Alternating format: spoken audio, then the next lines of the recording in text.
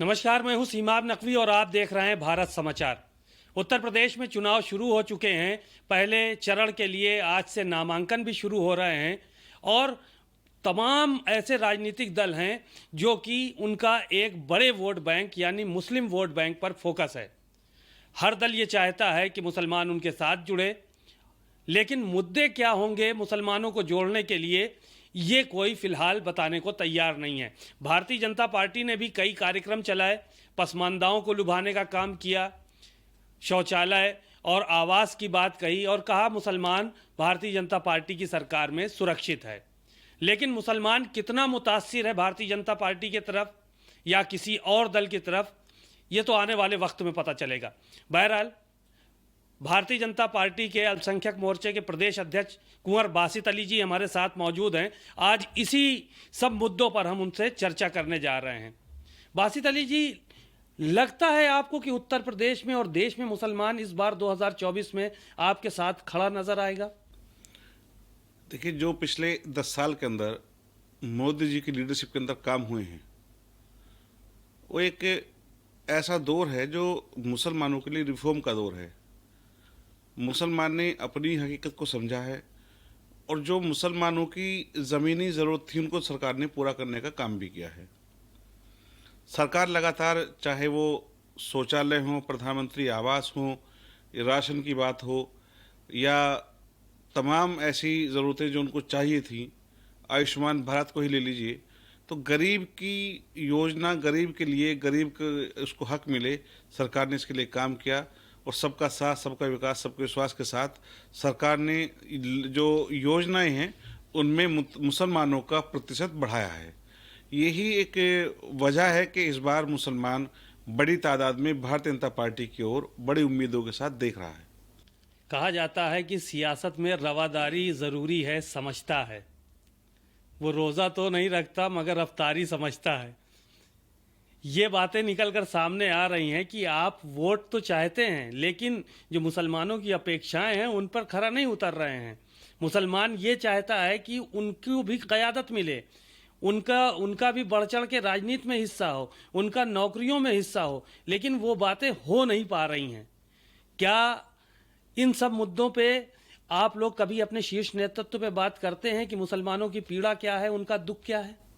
देखिए, भारतीय जनता पार्टी कोई ऐसी या ट्विटर पर चलने वाली पार्टी नहीं है। भारतीय जनता पार्टी के साथ पंडित दीनदयाल जी, अटल बिहारी वाजपेयी जी, आडवाणी जी, मुरली मनोहर जोशी जी, हम सब गुरु जी के आशीर्वाद से इस तरह से आगे बढ़े हैं कि हम जनता की ज़रूरत और जनता की जो ज़मीनी ज़रूरतें हैं उनको जानते हैं।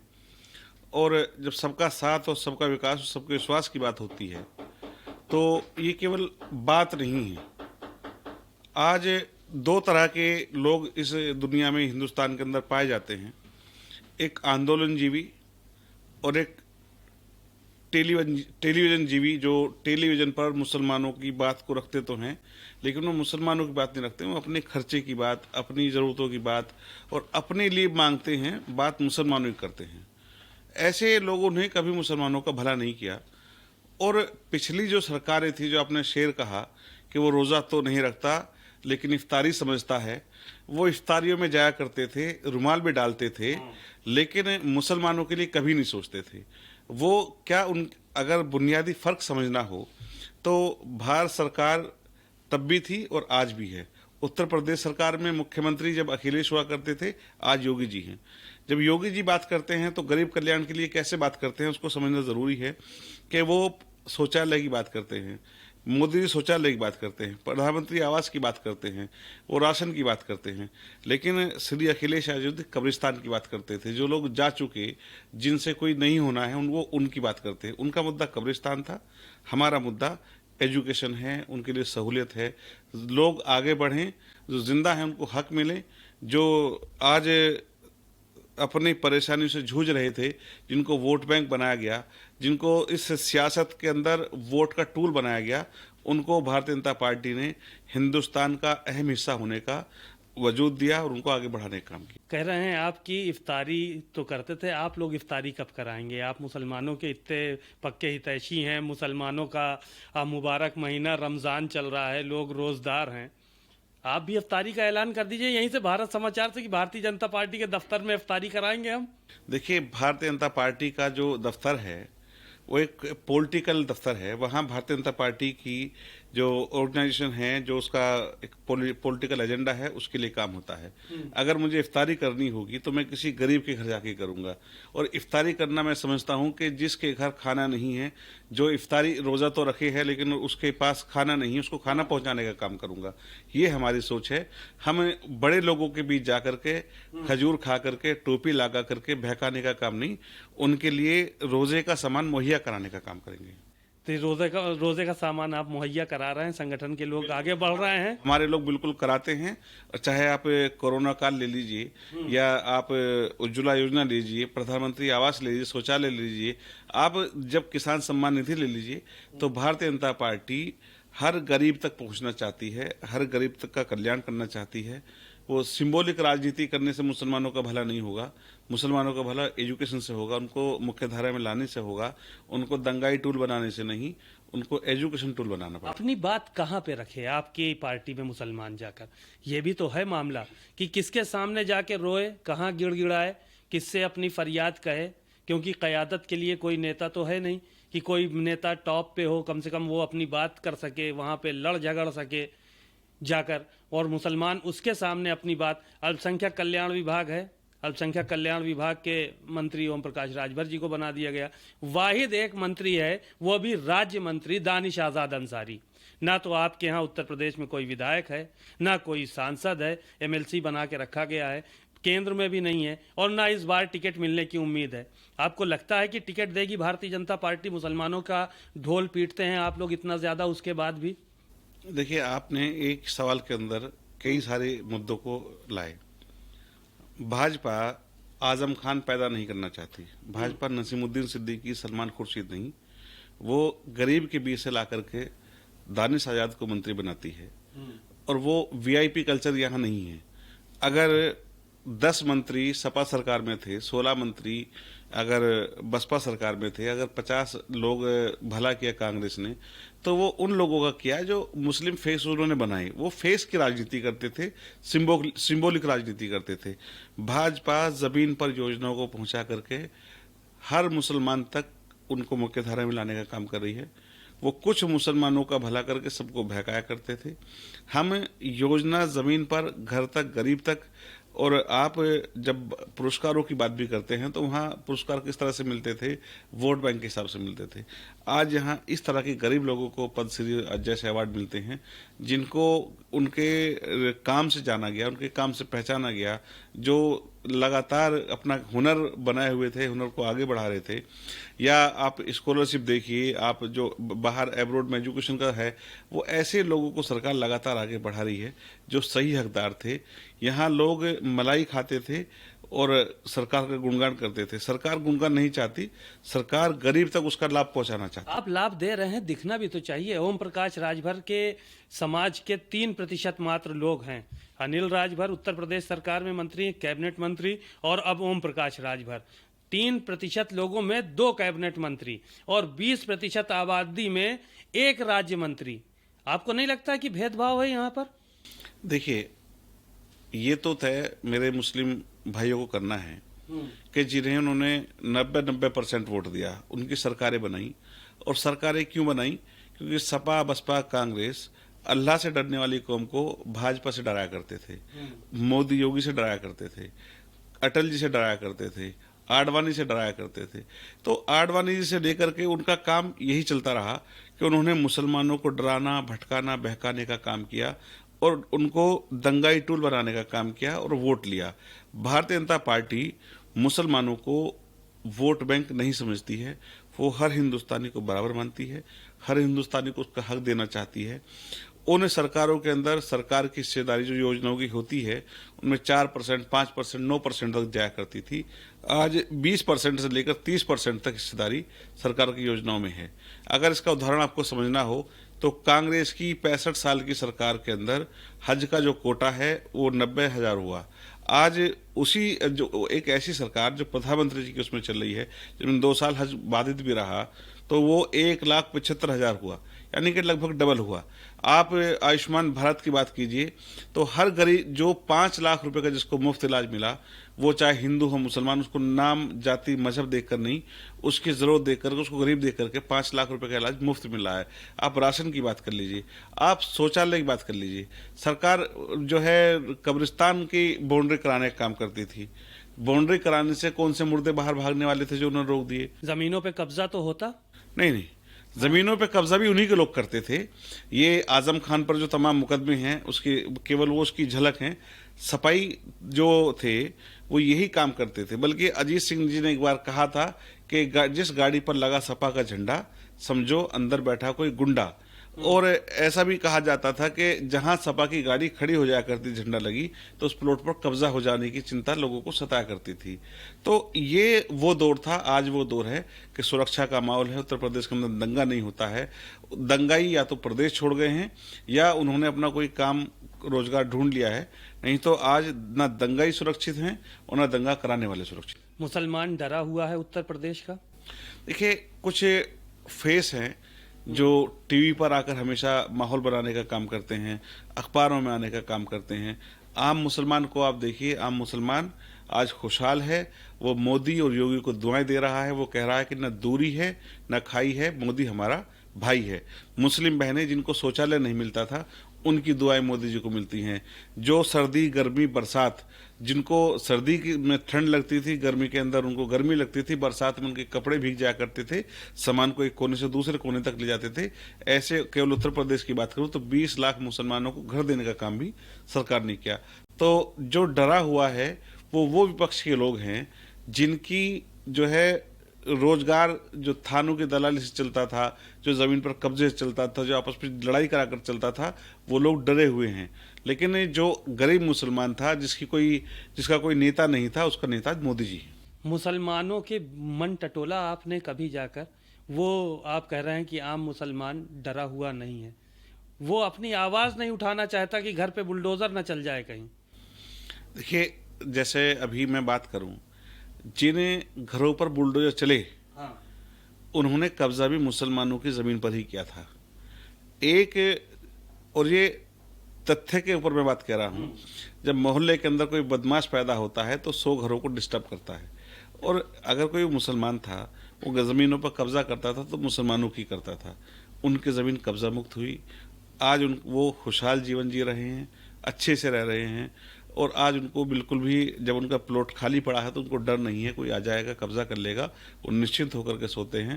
और ना तो खाली प्लॉट पर कब्जा होने का सबसे ज़्यादा जो रिकॉर्ड है वो सपा सरकार में रहा। और कब्जा करने वाले भी अपने लोग थे, कब्जा कराने वाले अपने लोग थे। वो सत्ता के संरक्षण में कब्जा करते थे। आज भारतीय जनता पार्टी के अंदर आज किसी की हैसियत नहीं है, आज किसी के पास ताकत नहीं है किसी गरीब को सता करके उसका हक को छीन ले। मदरसों की बात अगर की जाए तो 13,000 मदरसों पर नोटिस जारी हो गया।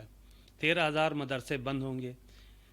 उनको सुधारने का काम करना चाहिए कि बंद कर देना चाहिए मदरसों को? आपको क्या लगता है? मदरसों में तालीम दी जा रही है, लोग कह रहे हैं कि मदरसों में दूसरी तरह की तालीम दी जा रही है। तो इन सब चीज़ों से भी तो कहीं ना कहीं मुसलमान आहत होता है कि उसके ऊपर अनर्गल आरोप लगते हैं कि मदरसों में तालीम दूसरी तरह की दी जाती है, वहाँ पर क्या बनाए जाते हैं, वहाँ पर क्या बनाए जाते हैं। तो इन सब चीज़ों को पर भी कोई गौर किया है आपने? सरकार ने, मुझे इसकी पूरी जानकारी है नहीं हालांकि, लेकिन मेरी मदरसा बोर्ड के चेयरमैन से बात हुई थी तो ऐसा मुझे नहीं लगता है। लेकिन एसआईटी की जिसकी जांच की बात हो रही है वो कुछ तथ्यों पर है। उन्होंने फंडिंग को लेकर सवाल पूछा है, उन्होंने एजुकेशन का स्तर क्या हो, एजुकेशन क्या दी जा रही है, कुछ 20 पॉइंटों पर लेकर लगभग 2-2.5 साल से इस पर काम चल रहा था। और सरकार चाहती है कि एक हाथ में कुरान और दूसरे हाथ में लैपटॉप हो। सरकार चाहती है कि मदरसों का आधुनिकीकरण हो। सरकार उनको आज प्रोत्साहित कर रही है। मदरसे बच्चों के भविष्य का कोई समाधान नहीं है। सरकार सबको स्कूल भेजना चाहती है, सरकार उनको दुनियावी तालीम देना चाहती है। दीनी और दुनियावी तालीम के साथ जब बच्चे आगे बढ़ेंगे, नौकरी में जाएंगे, आप खुद इस बात को देखते होंगे कि जब मदरसे के अंदर एक बच्चा पढ़ता है और अपने जीवन के 10 साल वो पढ़ता है और मैक्सिमम डिग्री मौलाना या मुफ्ती तक पहुंचा, तो दुनियावी दौर से अगर उसको देखा जाए तो वो 12th की डिग्री के बराबर थी, उससे कोई नौकरी उसको नहीं मिल सकती थी। अगर मैं नदवी की बात करूं, मैं दारुल उलूम की बात करूं, इनकी जो सबसे बड़ी डिग्री है उसकी मान्यता भी मुझे लगता है कि BA तक है केवल। तो सरकार ने 2 काम अच्छे किए। अब एक तो जो फौज में कुछ मदरसा बोर्ड की डिग्री है वो उसको मान्य करने का काम भी सरकार ने किया, उसके जरिए वो फौज में जा सकते हैं। दूसरा क्या है कि मुस्लिम बच्चे आज मदरसा छोड़कर स्कूलों में एडमिशन ले रहे हैं। दीनी तालीम होनी चाहिए, दीनी तालीम लेनी चाहिए, लेकिन रट विद्या जो थी, सरकार कहीं ना कहीं उसको बंद करके सरकार क्वालिटी एजुकेशन देना चाहती है। इसी सरकार ने मिड डे मील मदरसों में पहली बार देना शुरू किया था, स्कॉलरशिप दी, लेकिन मदरसे कुछ परिवारों की आजीविका का साधन बने। एक एक कमरे के अंदर 50-50 मदरसे देखे गए जो सपा सरकार के संरक्षण में, उनके नेताओं के संरक्षण में चल रहे थे। सरकार ने उनको बंद किया। मुसलमानों के बच्चों का हक कुछ नेताओं ने, कुछ लोगों ने जब मारना शुरू किया, सरकार ने जांच कराई तो बहुत चौंकाने वाले तथ्य थे। सरकार ने FIR कराई, उसमें कई अधिकारी भी जेल गए और सरकार लगातार इस पर अच्छे से काम कर रही है। और मदरसों के बारे में अगर मैं क्योंकि मैंने जितना जाना देखा कि एक बच्चा जब 10-15 साल पढ़ता है वो मौलवी बनता है, फिर वो एक मोहल्ले में जाके एक ज़मीन किसी दान लेता है, फिर एक मदरसा खोलता है।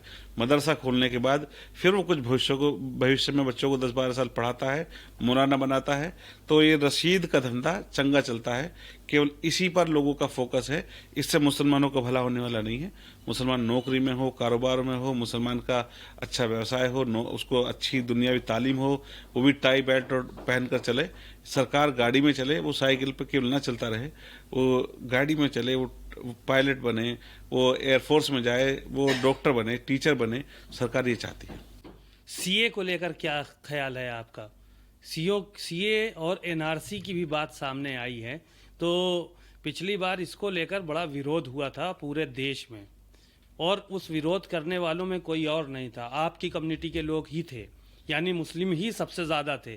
तो आपको नहीं लगता है कि उनके ऊपर, आप लोग मुसलमानों के हुकूक की बात कर रहे हैं और सरकार ने उनके ऊपर CA थोप दिया है, उनको कॉन्फिडेंस में नहीं लिया गया CA थोपने से पहले?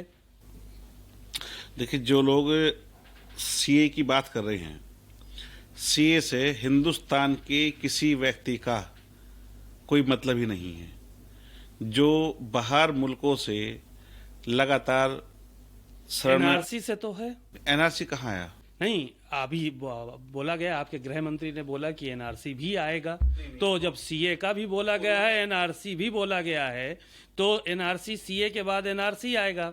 तो CA और NRC अगर मिलाया जाएगा तो उसमें तो स्थितियां दूसरी तरह की उत्पन्न होंगी। तो मुतमईन क्यों नहीं कर पा रहे हैं आप मुसलमानों को? ये भी एक आरोप है आपके ऊपर कि मुसलमानों के इन सब एजेंडों को लेकर आपकी पार्टी इसलिए आगे बढ़ती है ताकि एक बड़ा तबका पोलराइज हो और वोट करे आपको।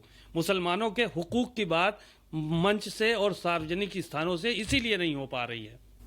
देखिए, अगर मैं बात करूं CA से किसी मुसलमान की ना नाक तक जाने वाली है, ठीक बात है, ना मिलने वाली है। CA से मुसलमानों का कोई लेना देना नहीं है। मैंने सुना है अमित शाह जी को, मैंने सुना है प्रधानमंत्री जी को, राजनाथ जी को, लगातार उन्होंने यही कहा है, संसद से लेकर सड़क तक, जनसभाओं तक, और टीवी इंटरव्यू में भी लगातार उन्होंने कहा। लेकिन ये सवाल होना चाहिए राहुल गांधी से, ये होना चाहिए अखिलेश से कि आप क्यों मुसलमानों को डरा करके, मुसलमानों को बहका करके सड़कों पे बिठाने का काम करते हैं। उनके पास खुद के लिए पैसा नहीं है, लेकिन CA के लिए मुसलमानों को सड़कों पे बिठाने का पैसा है। आप शाहीन बाग की बात कीजिए, आप लखनऊ की बात कीजिए, जितने भी आप ये देखेंगे धरने हुए, उसमें कहीं ना कहीं पॉलिटिकल इन्फ्लुएंस था, पीछे से उनको सपोर्ट थी। और NRC एक ऐसा भ्रम है जिसको मैंने कहा ना कि वो लोग डराते रहे भाजपा से। ये लोग उन्होंने अपना ट्रेंड बदला नहीं है। ये आज भी मुसलमानों को डराने का काम करते हैं। ये क्यों सच्चाई नहीं बताते हैं कि जो काम हम मुसलमानों के लिए कभी नहीं कर पाए थे, आज भारतीय जनता पार्टी के अंदर गरीब मुसलमानों के लिए उन योजना को लाया गया। ये क्यों नहीं कहते हैं कि मोदी से अच्छा मुसलमानों के लिए कोई प्रधानमंत्री नहीं हो सकता। ये क्यों नहीं बताते हैं कि मुसलमानों को जितने आवास प्रधानमंत्री जी ने दिए उतने किसी ने नहीं दिए। ये केवल मुसलमानों को भटकाने, बहकाने, बरगलाने के लिए मंचों पर आते हैं और वही काम करते हैं। आज भारतीय जनता पार्टी सीए के तहत उन शरणार्थियों को जो है अब यहाँ नागरिकता देना चाहती है जिनको कानून भी ये लगातार अगर पीछे चला आ रहा है। कांग्रेस की सरकार में ही बना था, सरकार ने उसमें केवल देरी ना हो और कुछ केवल 3 मुल्कों के लोगों को जल्दी मिले, बाकी जो मुल्क हैं उनको उसी तरह से मिलती रहेगी जैसे पहले मिलती थी। उसका एक पूरा प्रोसीजर है। लेकिन केवल 3 मुल्कों के शरणार्थी, पाकिस्तान, बांग्लादेश, अफगानिस्तान, इनके लोग जो नागरिकता मांग रहे हैं 2014 से जिन्होंने अप्लाई किया हुआ है, ऑनलाइन है, उनको सरकार नागरिकता देना चाहती है क्योंकि 10 सालों के अंदर उनको नहीं मिली, अब मिल जाए, उनको घर मिल जाए, उनको जमीन मिल जाए, उनको एक पहचान मिल जाए। ये तो हम उनकी बुनियादी जरूरत है और ऐसा कर करके मैं चाहता हूं कि तमाम मुसलमान भी इसका स्वागत करें और वो इस भ्रमजाल से निकल करके अमित शाह जी का, मोदी जी का धन्यवाद भी करें।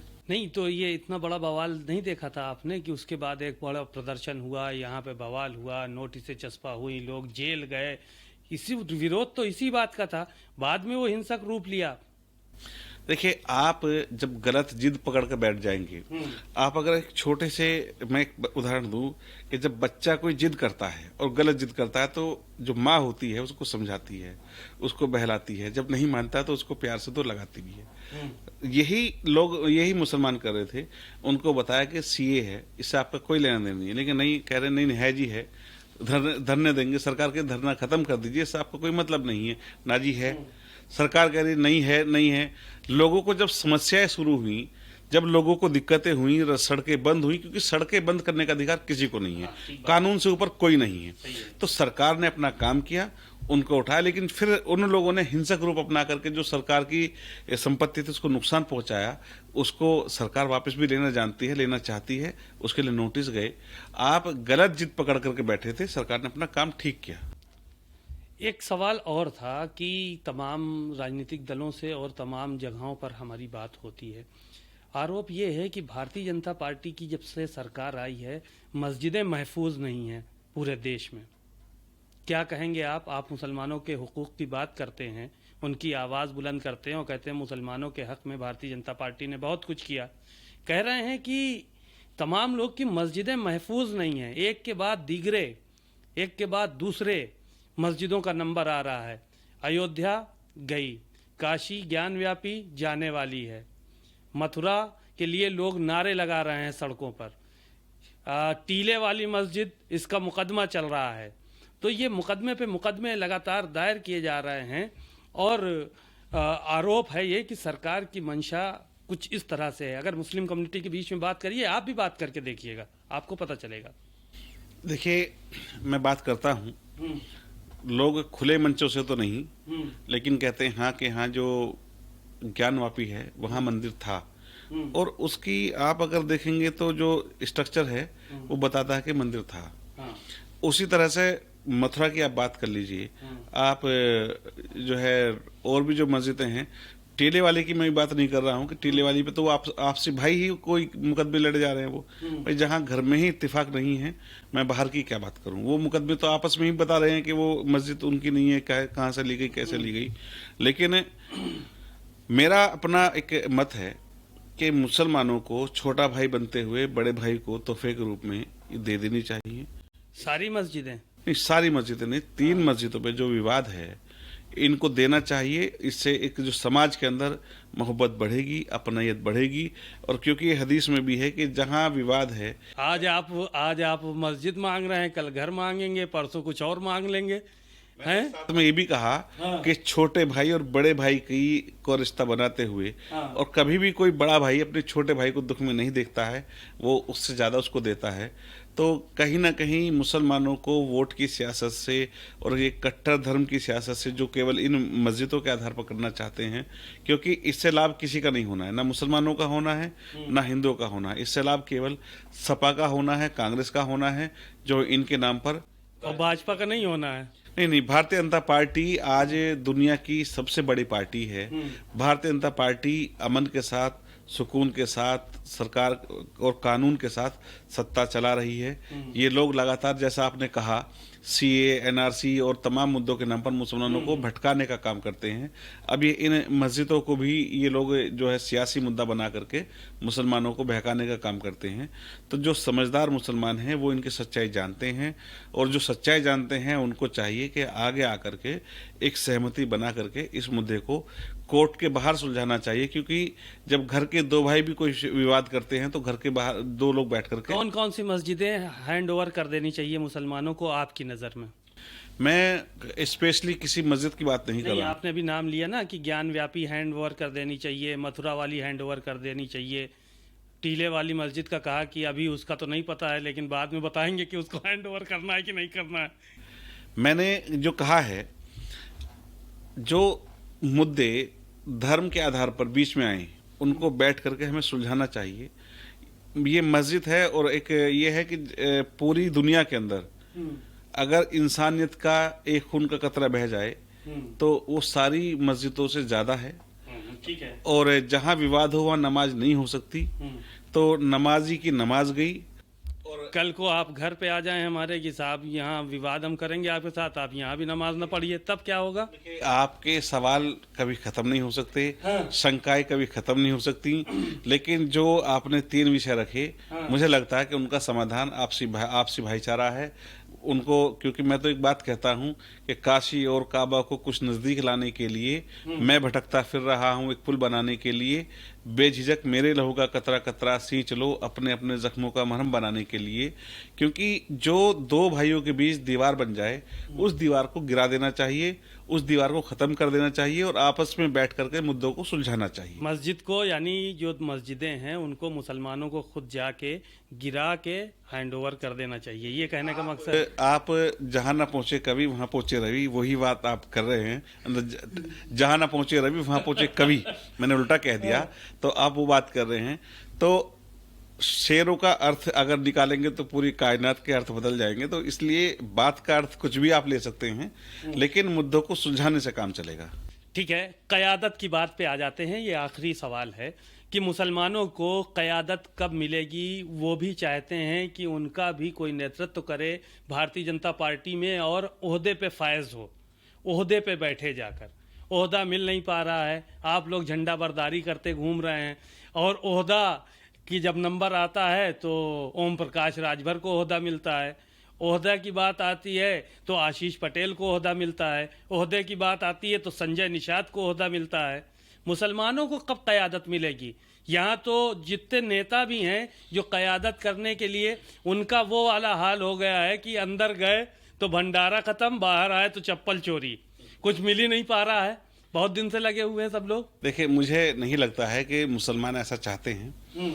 अगर मुसलमान ऐसा चाहते तो उत्तर प्रदेश की अगर मैं बात करूं तो मुसलमानों की यहाँ पार्टी सपा दिखती है वोटिंग पैटर्न से। अगर बिहार आप पहुंचते हैं तो आरजेडी दिखती है। अगर आप बंगाल पहुंचते हैं तो वहाँ ममता जी हो जाती हैं। आप हैदराबाद पहुंचते हैं तो वहाँ पार्टी बदल जाती है। तो मुसलमानों की हर राज्य के अंदर पार्टी बदल जाती है। जिस दिन मुसलमान अपना मन ये बना लेंगे कि हम सच्चाई के साथ हैं, हम उस व्यक्ति के साथ हैं जो अच्छा काम करेगा, हम भाजपा हराओ का ठेका छोड़ रहे हैं, हमें केवल भाजपा को हराने का एजेंडा नहीं चलाना है, तो निश्चित रूप से उस दिन वोटिंग पैटर्न बदलेगा। मुसलमान तो ये चाहता है कि कुंवर बासित अली किसी बड़े ओहदे पे फायज हों, वो केंद्रीय मंत्री बने, वो कैबिनेट में मंत्री बने, वो भी डिप्टी सीएम बने, तो पूरा मुसलमान इनकी क़यादत में भारतीय जनता पार्टी के साथ जुड़ जाए। देखिए, यहाँ सियासत में वोट काउंट होती है, सर काउंट होते हैं, और जिस दिन भारतीय जनता पार्टी के पक्ष में मुसलमान वोट करेगा, क्योंकि योजनाओं का मुंह खुला हुआ है, बहुत सारी योजनाओं का लाभ मिला है। 4.5 करोड़ लाभार्थी उत्तर प्रदेश के अंदर मुसलमानों को सरकार ने अलग अलग योजना बनाया, अलग अलग प्रकार से उनको लाभ दिया। लेकिन अगर वोट की बात करेंगे तो बहुत थोड़ा मिलता है। जिस दिन मुसलमान खुददारी के साथ, ईमानदारी के साथ भारतीय जनता पार्टी को वोट करेगा तो मुझे लगता है कि पार्टी खुद इस बारे में सोचेगी। मैं अपने प्रयास कर रहा हूं, हम अपने प्रयास कर रहे हैं, मुसलमानों में जा कर के अपनी बात रखें, पार्टी की बात रखें, उनको बात समझ में आएगी। वो क्योंकि जब कोई दूरी होती है वो जल्दी से नहीं मिटती है, जब कोई खाई होती है तो उसे जल्दी से नहीं भरा जा सकता। थोड़ा थोड़ा आज वोट बढ़ा है, आज हम 8%, हम ये कह सकते हैं कि उत्तर प्रदेश के अंदर हम दूसरे नंबर पर हैं मुसलमानों का वोट शेयर लेने में। और जिस दिन हम ये वोट शेयर सम्मानजनक रूप से बढ़ा लेंगे, मुझे लगता है कि मेरी बात में ताकत आएगी, मुझे अपनी बात कहने में अच्छा लगेगा। अभी हमने पार्टी को कुछ दिया नहीं, हम पार्टी से लेने की उम्मीद करें वो गलत है, क्योंकि देश हमें देता है सब कुछ, हम भी तो कुछ देना सीखें। आप जिस दिन भारतीय जनता पार्टी के पक्ष में वोट करेंगे, भारतीय जनता पार्टी आपकी लीडरशिप को आगे बढ़ाने का काम करेगी। लेकिन उसके बाद भी मैं एहसानमंद हूं भारतीय जनता पार्टी का कि आपने अभी उत्तर प्रदेश के अंदर सबसे ज्यादा विधान परिषद के सदस्य भाजपा के हैं मुसलमान। आज कम से कम एक मंत्री है, आज आयोग बोर्ड के अंदर लगातार लोग बैठे अपना काम कर रहे हैं, मुसलमान सुरक्षित है। और उस सबसे बड़ी बात है कि किसी व्यक्ति को प्रतिनिधित्व देने से या मुझे मंत्री बनाने से मुसलमानों का भला नहीं होगा। गरीब मुसलमानों का सरकार भला कर रही है, गरीब मुसलमानों के लिए योजना चला रही है। सियासतदान कौन है, नेता कौन है, मुख्यमंत्री कौन है, इससे बेहतर ये होगा कि मुसलमानों को योजनाओं में लाभ मिला है, ये सबसे बड़ी बात है। मेरा एक व्यक्ति के भला होने से मुसलमानों का भला नहीं होना है। मुसलमानों का भला, गरीब बेटियों की शादी हो, उनको एजुकेशन मिले, अच्छी सड़कें मिले। दंगा उत्तर प्रदेश में नहीं होता है, दंगा नहीं होता तो ये मुसलमानों का भला है। आपको शौचालय मिले, घर मिले, आपको तमाम योजनाओं का लाभ मिला। इससे अच्छी सरकार, बल्कि भारतीय जनता पार्टी से अच्छी सरकार मुसलमानों के लिए नहीं हो सकती। और योगी जी से अच्छे मुख्यमंत्री और मोदी से अच्छे प्रधानमंत्री और हिंदुस्तान से अच्छा देश मुसलमानों के लिए कोई नहीं हो सकता। शुक्रिया बहुत बहुत। कुंवर बासित अली अल्पसंख्यक मोर्चे के अध्यक्ष हैं, प्रदेश अध्यक्ष भारतीय जनता पार्टी से। उन्होंने बड़ी ही बेबाकी से अपनी पार्टी का और अपना पक्ष जो है वो मुसलमानों के फेवर में रखा। और साफ तौर पर इनका यही कहना है कि पहले मुस्लिम कम्युनिटी जो है वो कहीं ना कहीं भारतीय जनता पार्टी को कुछ देने के लिए आगे आए, तब उनकी जो है वो क़यादत मजबूत होगी भारतीय जनता पार्टी में, और आने वाले समय में उनको और भी लाभ मिलेगा। तब तक के लिए नमस्कार।